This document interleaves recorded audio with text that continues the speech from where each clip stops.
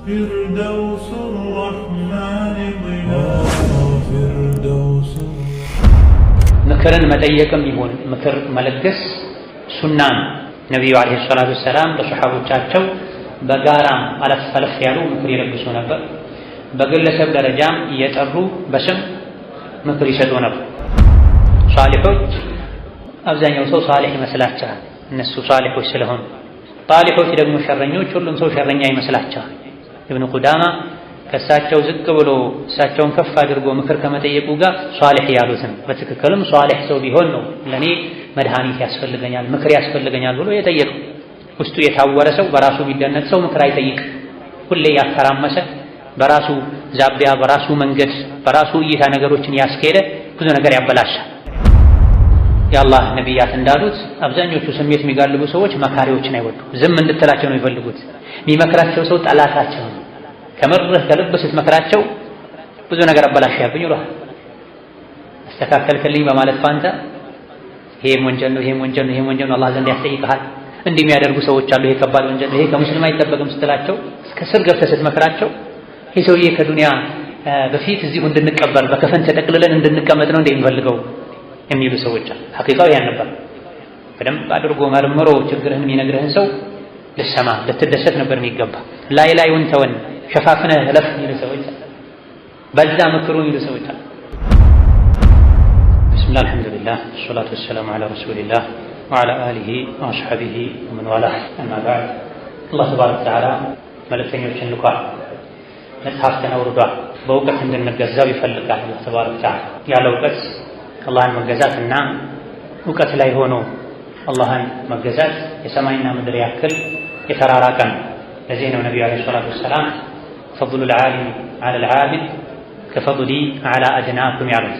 ከእናንተ ውስጥ እውቀት ላይ ሆኖ አላህን የሚገዛና ያለ እውቀት አላህን የሚገዛ ሰው የሁለቱ ልዩነት እንደኔና ከእናንተ ውስጥ አንድ ዝቅተኛ እንደሚባል ሰው ነው ብለዋል። እውቀት ያለው ሰው እንደ ነቢይ ነው ዓለይሂ ሰላቱ ወሰላም።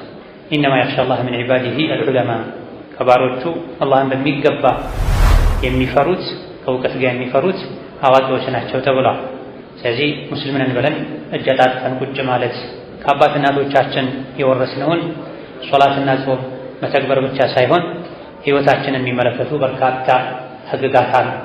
እነዚያን መማር ይገባል። መማር ከትልልቅ ዒባዳዎች መሃል አንዱ ነው። በጊዜ በቦታ የሚገደብ አይደለም። ኢዕቲካፍም አንዱ የእውቀት አጋጣሚ ነው። ሊቃውንት ኢዕቲካፍ ላይ ሆኖ ዒልም መማር ይቻላል አይቻልም የሚል ነጥብ አንስተው ይቻላል ያሉ አሉ፣ አይቻልም ያሉ አሉ። ነገር ግን ትክክለኛው ሳይበዛና ከኢዕቲካፍ ዓላማ ሳያዘናጋ መማር ይቻላል። ይቻላል ብቻም ሳይሆን የኢዕቲካፉ አካል ተደርጎ ዒባዳ ተደርጎ ወደ አላህ መቃረቢያ ተደርጎ ሊያዝም ይገባል። በተለይ ዓመቱን ሙሉ በዱንያ ጉዳይ ተጠምደው የሚኖሩ ሰዎች ኢዕቲካፍን አንድ የስልጠና የእውቀት ጊዜ ሊያደርጉት ይገባል።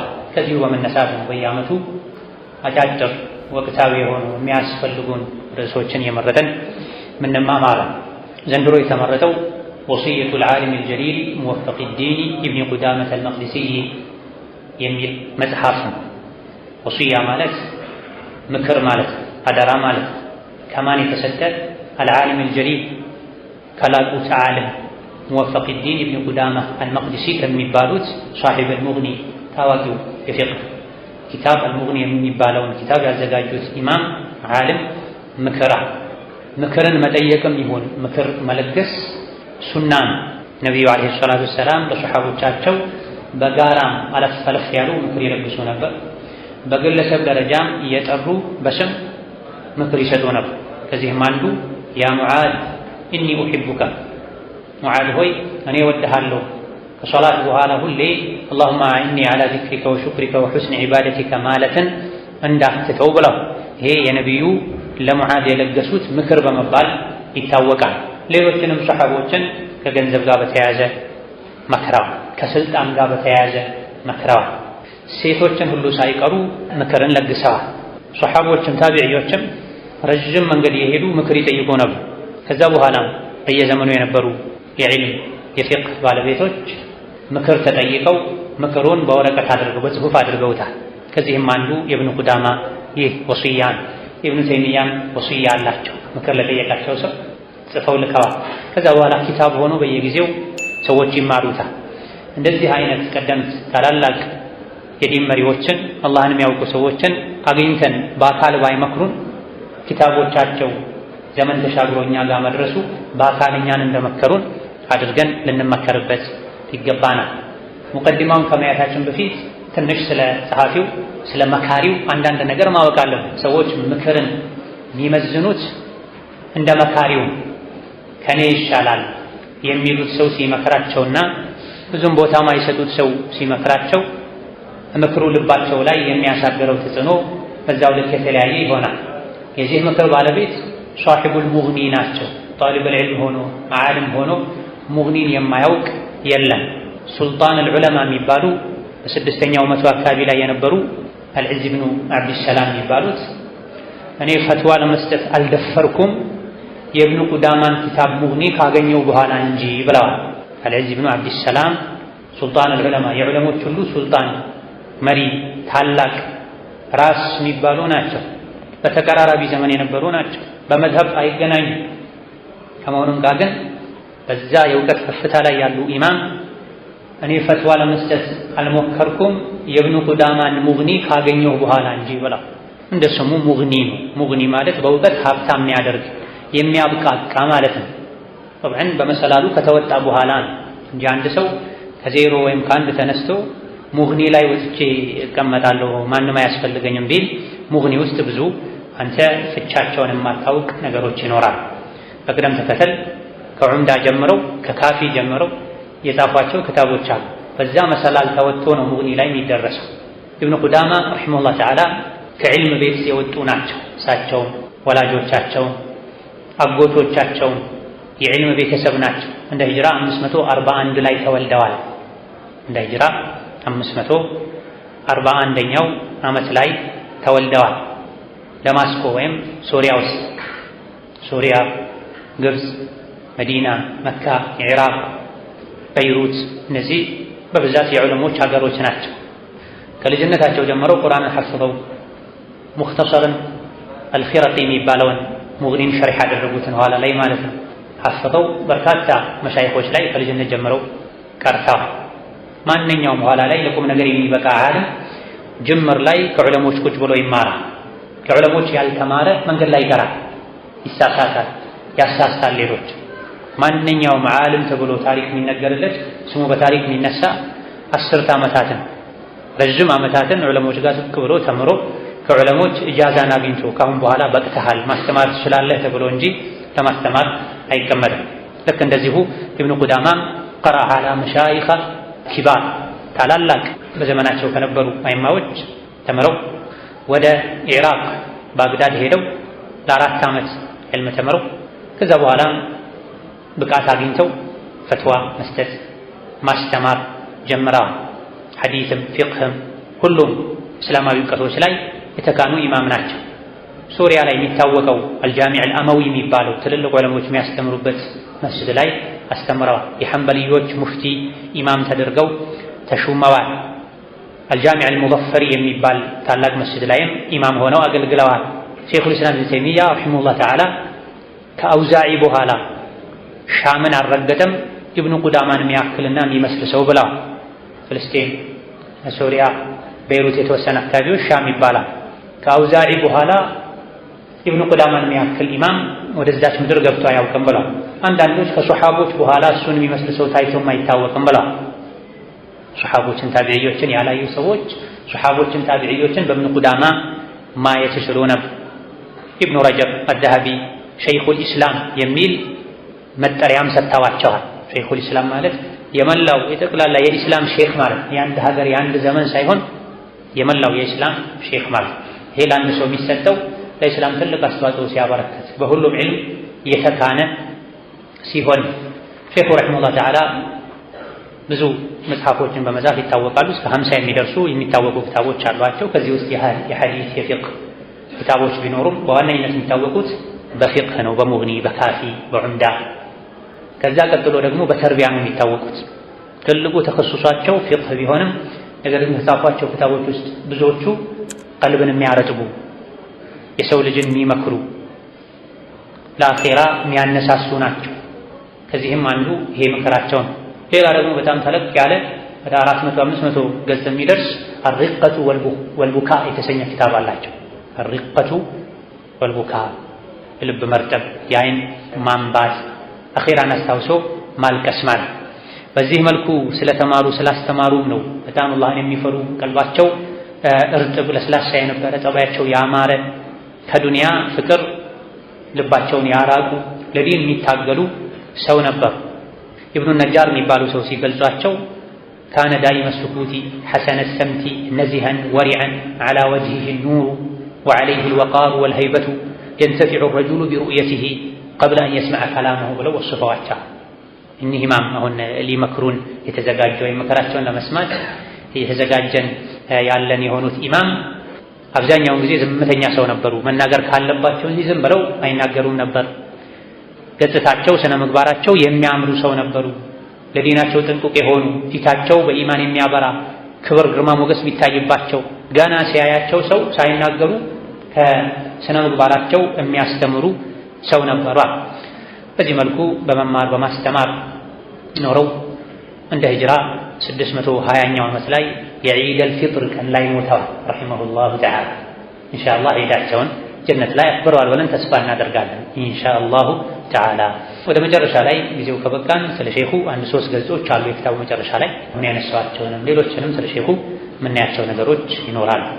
ወደ መግቢያው ስንመለስ ቢስሚላሂ ረሕማኒ ረሒም አልሙቀዲማ መግቢያ። አልሐምዱሊላሂ ዚልወጅሂል ከሪም ምስጋናና ውዳሴ ለአላህ ይሁን። ዚልወጅሂል ከሪም የተከበረ ፊት ባለቤት የሆነው አላህ ፊቱ የተከበረ ከሆነ አላህ ራሱ የተከበረ ነው። ወልፈድሊል ዐዚም የታላቅ ችሮታ ባለቤት የሆነው አላህ ወልመኒል ቀዲም የጥንታዊ ጸጋ ለሰው ልጆች ከድሮ ጀምሮ ጸጋን ኒዕማን የሚሰጥ የሆነው አላህ የተመሰገነ ይሁን። ወሰለላሁ ዐላ ሰይዲና ሙሐመድ አለቃችን ነቢ ሙሐመድ ላይ የአላህ ሶላትና ሰላም ይስፈን። ኻተሚ ነቢይና የነቢያት መደምደሚያ የሆኑት ወአሊሂ ቤተሰቦቻቸውም ላይ አጅመዒና ሁሉም ላይ። ይህ መጽሐፍን የመጀመር ሱና ነው። መጽሐፍ ሲጀመር ደብዳቤ ሲጀመር ቁም ነገር ያለው መልእክት ሲከፈት ቢስሚላህ ራሕማን ራሒም በማለት አላህን በማመስገን በማወደስ ይጀመራል። ሙቀዲማ ማለት መግቢያ ማለት ነው። ስለ መጽሐፉ ለመጻፍ ያነሳሳው ምክንያት የሚገለጽበት ነው። አማ ባዕዱ በመቀጠልም ፈቀድ ሰአለኒ በእርግጥ ጠየቁኝ አው ጠየቀኝ ባዕዱ ኢኽዋኒ አንዳንድ ወንድሞቼ አሷሊሒና ደግ የሆኑ ሷሊሕ የሆኑ ጥሩ የሆኑ ወንድሞቼ ጠየቁኛ። ምንድን የጠየቁት? አን አክቱበ ለሁ እንድጽፍለት ወስየተን ምክርን አደራን እንድጽፍለት ጠየቀኛ። ምክር የጠየቀውን ሰው ሷሊሕ ብለው ወሰፉት። ይሄ ሑስነ ظን ነው። ሷሊሖች አብዛኛው ሰው ሷሊሕ ይመስላቸዋል እነሱ ሷሊሖች ስለሆኑ። ጣሊሖች ደግሞ ሸረኞች፣ ሁሉም ሰው ሸረኛ ይመስላቸዋል። ኢብኑ ቁዳማ ከእሳቸው ዝቅ ብሎ እሳቸውን ከፍ አድርጎ ምክር ከመጠየቁ ጋር ሷሊሕ ያሉትን በትክክልም ሷሊሕ ሰው ቢሆን ነው ለእኔ መድኃኒት ያስፈልገኛል ምክር ያስፈልገኛል ብሎ የጠየቀው። ውስጡ የታወረ ሰው በራሱ የሚደነቅ ሰው ምክር አይጠይቅ። ሁሌ ያተራመሰ በራሱ ዛቢያ በራሱ መንገድ በራሱ እይታ ነገሮችን ያስኬደ ብዙ ነገር ያበላሻል። አላህን የሚፈራ ሰው ሷሊሕ የሆነ ሰው ደግሞ ልሳሳት እችላለሁ ላጠፋ እችላለሁ ብሎ ከሱ የሚበልጡ ሰዎችን ያማክራል፣ ይጠይቃል። አነክቱበ ለሁ ወስየተን ወስያ እንድጽፍለት ጠየቀኛ። በቃል የሚነገር ወስያ ሊረሳ ይችላል። የተጻፈ ይወረሳል፣ አይረሳም፣ ለቀጣይ ትውልድ ይሻገራል። ስለዚህ ምክር ስንሰማ ማስታወሻ ልንይዝ ይገባናል። ሰዎች አንዳንዶቹ በማንበብ በማየት ወደ አእምሯቸው እውቀት የሚያሸጋግሩ ናቸው። ሌሎች ደግሞ በመስማት የሚያሸጋግሩ ናቸው። ምንም እንኳ የተሰማው የተጻፈ ያክል ባይሆንም የምንሰማውን ነገር በደንብ በጥሞና ልንከታተል፣ ባለንበት ዘመን ደግሞ የሰሙትን ሪከርድ አድርጎ አስቀምጦ ደጋግሞ መስማት ይቻላልና ማንበብ የማይችል ሰው ሪከርድ የተደረገን ደጋግሞ ሊያደምጥ፣ በታደመበት ሰዓትም ሙሉ ልቡን ሰጥቶ ሊያደምጥ ይገባል። ሰዎች አንዳንዶቹ የዕልም መድረክ ላይ አይቀመጡም። ይሄ ነው ትልቁ ችግራቸው። አንዳንዶች ይቀመጣሉ፣ ግን የመቀመጥን አደብ ባለመጠበቃቸው ምክንያት አይጠቀሙም። ለስሙ አካላቸው የዕልም መድረክ ላይ ይቀመጣል፣ ግን ምን ተባለ የሉም፣ ሌላ ዓለም ነው ያሉት። የተባለውን እንኳ ቢሰሙ ራሳቸውን በዛ በሰሙት ነገር አለማየት፣ አለመገምገም፣ ድርሻቸው መስማት ብቻ ይሆናል። ይህ አግባብ አይደል። ቁርአን ላይ ኢነ ፊ ዛሊከ ለዚክራ ሊመን ካነ ለሁ ቀልቡን አው አልቀ ሰምዐ ወሁወ ሸሂድ ይላል። ቁርአን እንኳን የገሰጸው ጆሮ ሰጥቶ ላደመጠ ሰው፣ ልቡን ከፍቶ ላደመጠ ሰው፣ በልቡም በአካሉም በመስሚያ እውቀት ማስገቢያ መሳሪያዎቹም የእውቀቱ ቦታ ላይ የተገኘ ሰው ነው የቁርአን ምክር እንኳን ሊገስጽ የሚችል።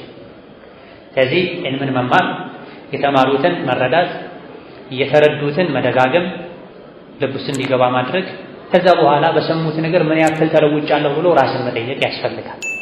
ማስታወሻ መያዝ ያስፈልጋል።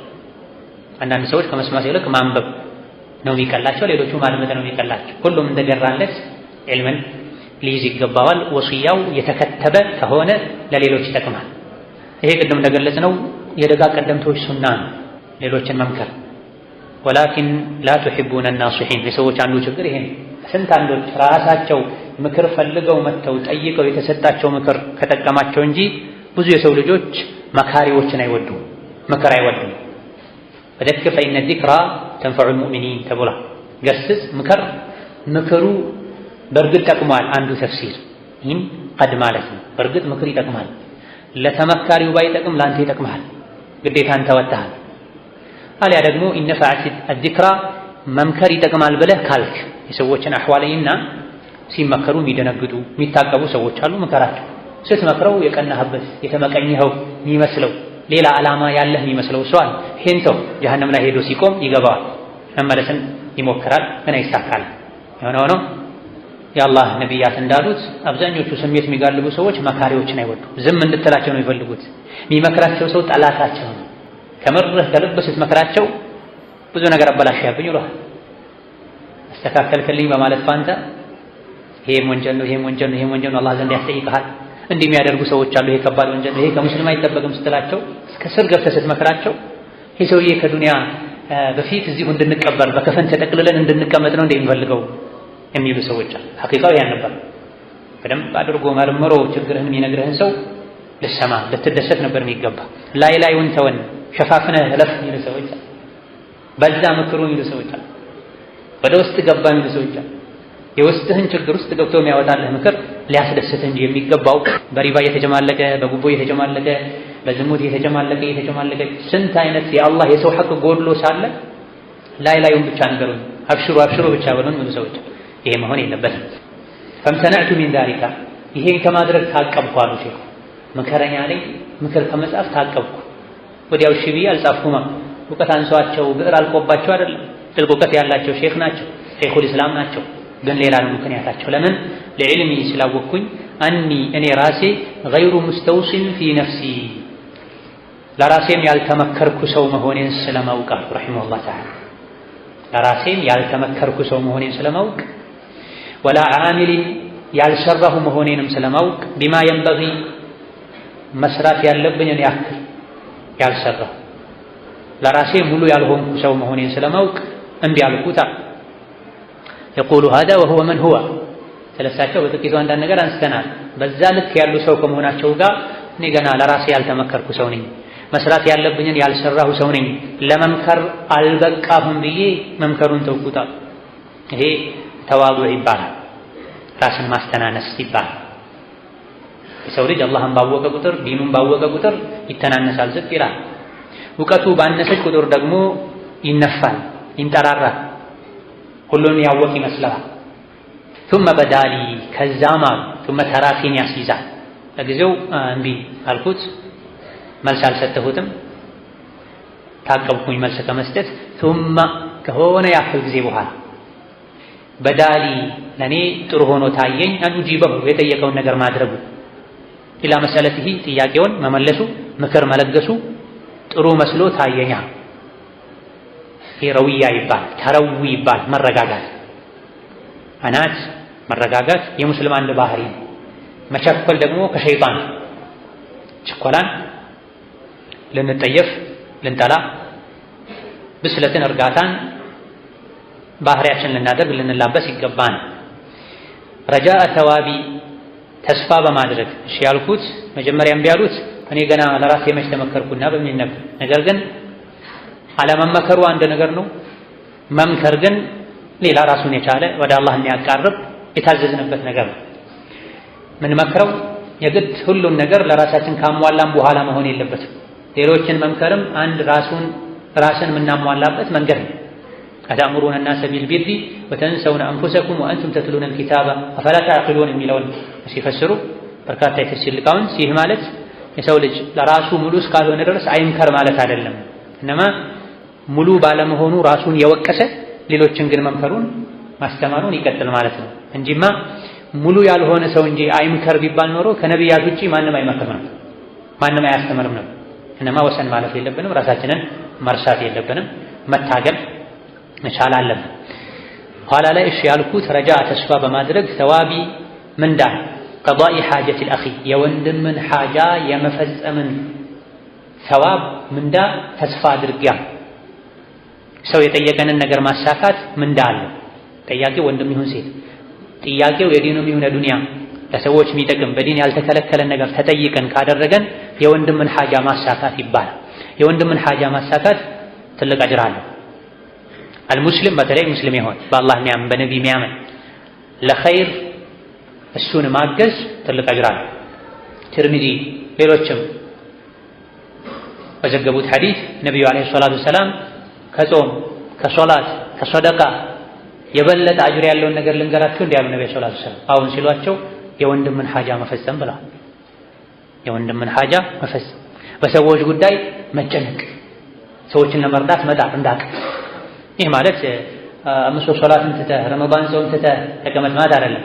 ሱና ከሆነው ሶላት፣ ሱና ከሆነው ጾም፣ ሱና ከሆነው ሰደቃ ማለት የሰዎችን ጉዳይ ለማስተካከል መጣር፣ ለሰዎች እርዳታ ማድረግ፣ የሰውን ጉዳይ ማስፈጸም፣ መተባበር፣ ራስ ወዳድ ሆኖ በር ዘግቶ ለብቻ አለመኖር፣ ረሂም መሆን፣ አዛኝ መሆን ትልቅ አጅር አለ። ስለዚህ ወንድሜ ምክር ያስፈልገኛል ብሎ ጻፈልኝ አለኝ፣ እሱን ማገዝ ነው። አጅሩን ፈለግኩኝ ከሱ የሚገኘውን። ወዱዓኢሂ ሊ ዱዓም እንዲያደርግልኝ ብያል። ኸይር የተደረገለት ሰው ዱዓ ያደርጋል። ኸይር ተደርጎልን ዝም ማለት የፊቅህ ማነስ ነው፣ የዓቅልም ማነስ ነው። ማንኛውም ሰው መልካም ነገር ከተደረገለት ወድቆብህ የነበረን እስክርቢቶ ሰው አንስቶ ከሰጠህ፣ ርቆህ የነበረን ጫማ ካስጠጋለህ ትንሹ ማለትም ጀዛከላሁ ኸይረን ማለት አለ። ሰዎችን ያላመሰገነ አላህን አያመሰግንም ተብሎ ያደረገው ነገር ግዴታውም ይሁን በበጎ ፈቃደኝነትም ያድርገው። አንድ ሰው ለኛ መልካም ነገር ካደረገልን የኛ ግዴታ ዱዓ ማድረግ። ሚስት እንኳ ባሏ ግዴታ ሆኖ ለሚያቀርበው ነገር ባሏን ማመስገን አለበት። አንድ ፍሬ ሽንኩርት ባያመጣለት ጀዛከላሁ ኸይረን ብላ ማመስገን አለበት። ማመስገንን መልመድ የኛ ግዴታ ነው። ሰዎችን ለኸይር ነገር ማነሳሳት ነው። የተደረገልን ሁሉ መናቅና ምንም እንዳልተቆጠረ ምንም እንዳልተፈጠረ አድርጎ ዝም ማለት አንድ አላህን ያለማመስገን መለከተ። አላህን የሚያመሰግን ሰው ሰዎችን ያመሰግናል። በሌላ በኩል ደግሞ ሰዎችን ለኸይር እንዳይነሳሱ ማድረግ ነው። ምንም እንኳ ኸይር የሚሰራ ሰው ተመሰገንኩ ብሎ ማድረግ አልተመሰገንኩም ብሎ መተው የሌለበት ከመሆኑ ጋር አኩል ሐል ወዱዓኢሂ ሊ ለኔ ዱዓ እንዲያደርግልኝ ብያል። ኸይር የተደረገለት ሰው ዱዓ ስለሚያደርግ ነው እንጂ አንተ ገንዘብ ሰጥተህ ዱዓ አድርግልኝ የሆነ ምክር መክረህ ዱዓ አድርግልኝ ማለት ይቻላል ማለት አይደለም። ይሄ ይቻላል። ላ ኑሪዱ ሚንኩም ጀዛአን ወላ ሹኩራ ሚለውን ሲፈስሩ ሙፈስሮች ፉቃሃዎች ሰደቃ ሰጥቶ ሰደቃ የተሰጠውን ሰው ዱዓ አድርግልኝ ማለት አይቻልም ማለት አንተ ዱዓ አድርጉልኝ አትበል። ኸይር የተደረገለት ሰው ግን ጀዛከላሁ ኸይረን ማለት ዱዓ ማድረግ አለበት።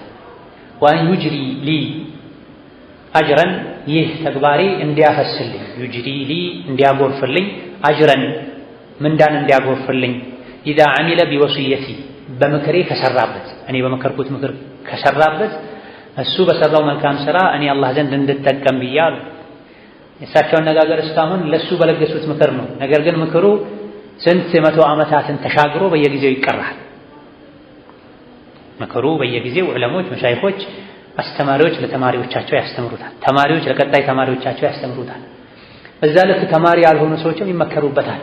በሺዎች በሚሊዮኖች የሚቆጠሩ ሰዎች ተመክረውበታል በዚህ መጽሐፋቸው። በዛ ልክ አጅር ያገኛል። በኢኽላስ ስለተሰራ የብዙ ሰዎች ምክር አለ ከአንድ ሰው ማያልፍ፣ ከሁለት ሰው ማያልፍ፣ ከአንድ ዓመት ማያልፍ። ነገር ግን ሰዎች ምክሩን ሲለግሱ በነበራቸው ኢኽላስ ልክ አላህ ምክሩን ዘላቂ ያደርግላቸዋል፣ ዘመን ተሻጋሪ ያደርግላቸዋል። ወአን አኩና እንደሆነም ብዬ ምን ዳሊና ከአመላካቾች አለል ኸይሪ ወደ ኸይር አመላካች ከሆኑ ወደ ኸይር ተጣሪ ቀስቃሽ ከሆኑ ሰዎች እንደሆነም ብዬ ሒነ አጅዝቱ እኔ ስለሰነፍኩ አን አመሊሂ መስራቱን ስላልቻልኩ መስራቱ ላይ ሰነፍ እንኳ በሆነ እኔ አሁን ይሄም ተዋዱዕ ነው፣ ራሳቸውን ዝቅ እያደረጉ ነው እንጂ ወደፊት ጊዜ ኖሮን መጨረሻ ላይ ስለ ሼኹ የተጻፈውን ካነበበን ሼኹ ቀን ከሌሊት የሚሰግዱ ሰው ነበሩ። ቀን ከሌሊት የሚሰግዱ የሚጾሙ ኢባዳ የሚያበዙ ሰው ነበሩ። ከመሆኑም ጋር ግን ሒነ አጅዝቱ አን አመሊሂ እንደሆነ መስራቱ ቢያቅተኝ ወደ ኸይር ላመላክት ብያለሁ። በማመላከቴም አጅር አገኛለሁ። ሲሰራ አንድ አጅር ይገኛል። ሌሎችን ስናመላክት ስንጠቁም አንድ አጅር ይገኛል። ሊአኩነ እንደሆን ቢደላለቲ በማመላከቴ ዐለይሂ መልካሙን ነገር ስሩ ብዬ በመጠቋሚ በመምከሬ ከፋዒሊሂ እንደ አድራጊው ተደርጌ ተቆጥሬ አጅር እንዳገኝበታል። ነቢዩ ዓለይሂ ሰላቱ ወሰላም መን ደለ ዐላ ኸይሪን ፈለሁ ሚስሉ አጅሪ ፋዒሊሂ ብላ አላህ የሚወደውን መልካም ነገር ስሩ ብሎ ያመላከተ ለመሰራቱ ሰበብ የሆነ ሰው በሰሩት ሰዎች ልክ አጅር ያገኛል አሉ ነብዩ ሰለላሁ ዐለይሂ ወሰለም። መስጂድ የሰራ ሰው ሰዎችን ኑ መስጂድ ላይ ስገዱ ተማሩ ያለ ነው፣ በቃሉም በተግባሩ። ታዲያ እሱ በሰራው መስጂድ እሱ በሰራው መድረሳ መጥተው በተማሩ በተቀየሩ ሰዎች ልክ በሰገዱ በተጠቀሙ ሰዎች ልክ አጅር ያገኛል። መጽሐፍ ጽፎ በኢኽላስ ለሰዎች ያበቃ ሰው ያስነበበ ሰው ሰዎች አንብበው በተጠቀሙበት ልክ አጅር ያገኛል። አዳሉ ዐለል ኸይሪ ከፋዒሊሂ ለመልካም ነገር ጠቋሚ የሆነ ሰው ያን መልካም ነገር እንደሰራው ይቆጠራል። 1000 ሰው ከሰራው የ1000 ሰው አጅር አላህ ይሰጣል። 100 ሺህ ከሰራውም እንደዛ። ወልአዕማሉ ቢንኒያት ስራዎች እንደ ንያው ነው የሚታዩት፣ እንደ ሰሪው ንያ ነው የሚታዩት። መልካምን ነገር ነይቶ አንድን ስራ የሰራ ሰው በዛ ንያው ልክ አላህ ብዙ አጅርን ይሰጠዋል። ስለዚህ ለነዚህ ሁሉ ንያዎች ለነዚህ ሁሉ ዓላማዎች ስል ነው እሺ ብዬ የጻፍኩት ምክሩና ወማ ተውፊቂ ኢላ ቢላህ ለቁም ነገር ለስኬት የሚያበቃኝ አላህ ነው። ዐለይሂ ተወከልቱ በሱ ተመክቻለሁ። ወኢለይሂ ኡኒብ ወደሱ እመለሳለሁ። ነገረ ስራዬን ሁሉ ለሱ እሰጣለሁ፣ በሱ እመካለሁ። ምንም እንኳን እነዚህ መልካም ነገሮችን አስቤ ብጽፍም ምክሩን ነገሩ ያለው አላህ ዘንድ ነው። ለሱ ሰጥቻለሁ። ምክሬን ከተመካሪው ልብ ላይ እሱ ያድርስልኝ ማለታቸው የዱንያን ሐቂቃ ተረድተው ዱንያ ላይ በቂ አመርቂ ዘርዘርተው አኺራ ላይ በክብር የጀነት ሸክም ከሚበሉ ከሚታደሉ ባሮቹ ያደርገን ነው። አላ ኩሊ ሸይኢን ቀዲር ወልኢጃበቲ ጀዲር። اللهم إنا على ذكرك وشكرك وحسن عبادتك اللهم إنا على ذكرك وشكرك وحسن عبادتك اللهم إنا على ذكرك وشكرك وحسن عبادتك اللهم اجعلنا من عبادك المخلصين اللهم اجعلنا من عبادك المخلصين اللهم اجعلنا ممن خافك واتقاك واتبع رضاك اللهم إنا نسألك رضاك والجنة ونعوذ بك من سخطك والنار اللهم إنا نسألك الجنة وما يقرب لها من قول وعمل ونعوذ بك من النار وما يقرب لها من قول وعمل آمين. السلام عليكم ورحمة الله وبركاته.